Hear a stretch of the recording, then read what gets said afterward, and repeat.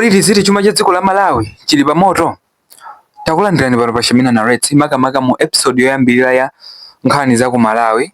Episode iyi program ya nkhani za ku Malawi yabwera kumene kamba kuti tifuna tizipanga tako nkhani zikuluzikulu zimene zachitika mu wiki mdziko lino la Malawi. So tsiku la lero tukamba za International Monetary Fund pamene yapanga suspend 175 million US dollars imene inali ya extended credit facility itasainidwa mu 2023 after itangopanga operate kwa miezi 18 yoka. So as you know, dziko la Malawi timadalira ngongole ngati za IMF kuti tigule zinthu zofunikira ngati mafuta chincha ndakali pompo kuti titambasule bwinobwino topic iyi.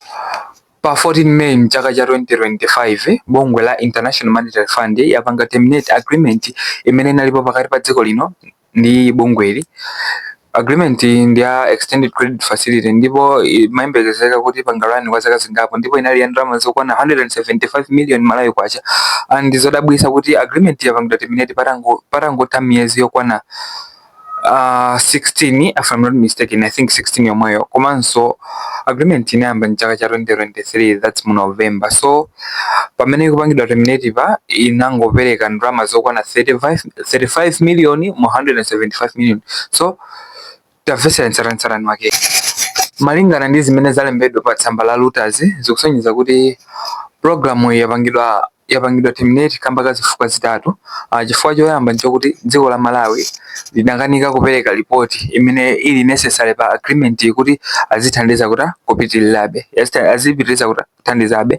And condition ochi chifukwa chachiwiri chimene apanga terminate nchokuti dziko la Malawi inflation it's very high and it's over 30%, and reserve ya foreign currency yathu idakali yocheperabe maopya. So IMF ikopa zimezo. Chifukwa chachitatu ndicho kuti dziko la Malawi lili ndi ngongole zambirimbiri and lilibe maplan okhazikika akabwezedwe ka ngongole. So opa ma risk osabweza ngongole imene ndi chifukwa chimene IMF yapangira terminate contract. So zimene ndikuyankhula sizapanga mabanga, zimene ndikuyankhula ndaziwerenga pa tsamba la Reuters.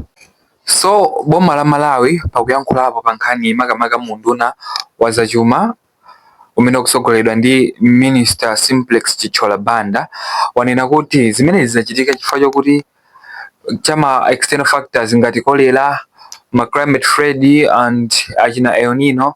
Komano ma critique akuyankhula kuti zizi zachitika chifukwa chokuti boma sili kukhala accountable pa zinthu zambiri.